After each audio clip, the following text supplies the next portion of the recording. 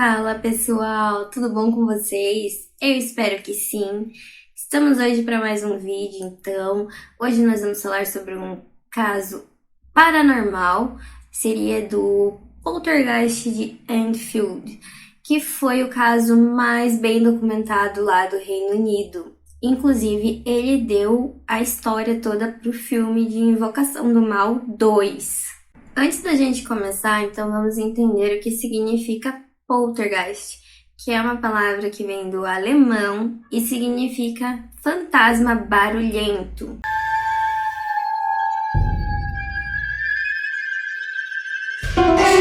O endereço 284 da Green Street em Enfield, no norte de Londres, tornou-se o mais conhecido, mas por uma razão bem macabra. Tudo começou no verão de 1977, quando a Peggy Hodgson e seus 4 filhos e mais de 30 testemunhas viram e ouviram alguns incidentes dentro dessa casa que a família tinha recém se mudado. Incidentes esses como móveis se mexendo, objetos voando e até levitação. Isso tudo durou em torno de 18 meses. A história atraiu inclusive os investigadores americanos paranormais, o Ed e a Lorraine Warren, que são os investigadores do fenômeno que aconteceu em toda a saga da Invocação do Mal. E daí, sobre os filmes deles, o segundo é sobre o Poltergeist de Enfield. Eu super recomendo vocês assistirem. Os fenômenos que estavam acontecendo na casa se focavam muito mais nas filhas da Peggy, na Janet e na Margaret. Mais ainda focado na Janet, que tinha apenas 11 anos. E ela conseguia falar com uma voz rouca, que não era dela. Na noite do dia 31 de agosto de 1977, a Peggy entra no quarto das meninas e nisso ela vê a penteadeira se movendo. Então ela vai lá a primeira vez, arruma a penteadeira de volta no lugar, põe de volta no lugarzinho dela, vai sair do quarto, a penteadeira se move de volta. Ela vai lá, coloca no lugar de volta. Na terceira vez que ela vai fazer isso, a penteadeira fica fixa no chão, que ela não consegue arrastar por nada nesse mundo. E esse episódio da penteadeira foi acompanhado também por barulhos que elas estavam escutando. No começo ela pensou que era brincadeira das meninas, mas a partir do momento que a penteadeira se fixou no chão, que ela viu que não era brincadeira, então todos eles começaram a ficar com medo. Então eles assustados, a Peggy decide chamar um vizinho, porque como ela é mãe solteira de 4 filhos, nada mais justo do que chamar o vizinho numa hora dessas. Então ela chama, o nome do vizinho era Vic Nottingham, e ele relata que assim que ele entrou dentro da casa, ele também já estava ouvindo os barulhos. E ele não estava conseguindo entender nada do que estava acontecendo lá. Era tudo muito paranormal. Então ele acha melhor eles chamarem a polícia e ele fica ali junto esperando a polícia vir. Mas vocês pensam que poltergeist dá sossego até pra polícia? Claro que não, né? Quando a polícia chega, eles também conseguem ver uma cadeira se movendo sozinha, aleatoriamente, pelo cômodo que eles estavam. O caso então começou a ficar mais famoso e foi mandado o fotojornalista Graham Morris, que trabalhava para o jornal Daily Mirror, e ele foi até a casa para documentar, tirar fotos de tudo que estava acontecendo lá.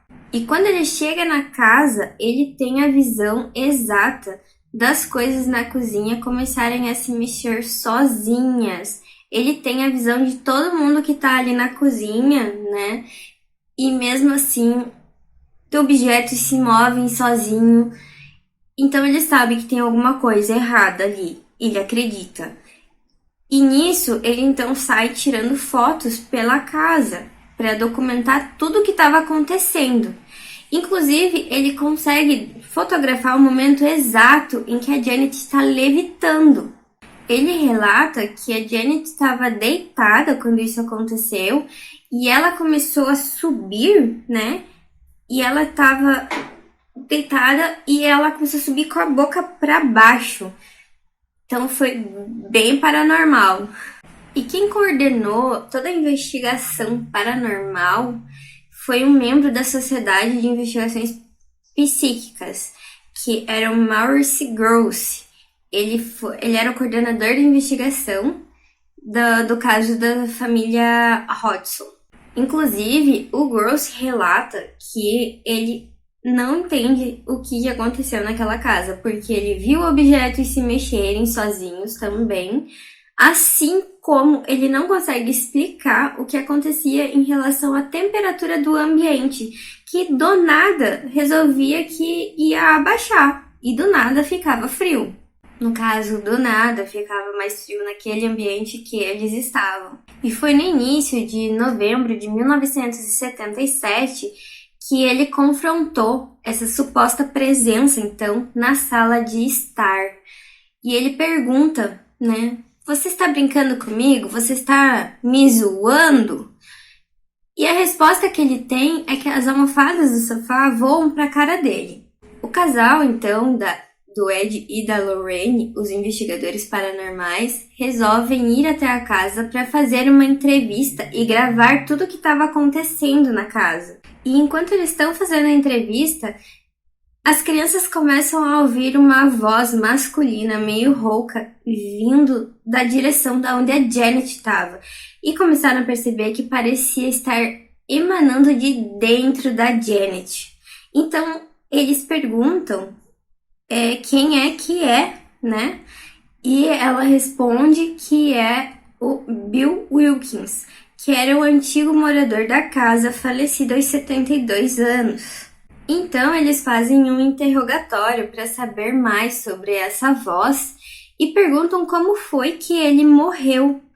E ele conta que foi de uma hemorragia e que ele estava na cadeira, tipo uma poltrona, que era no segundo andar, no primeiro andar, aliás, ali na sala de estar, exatamente onde eles estavam.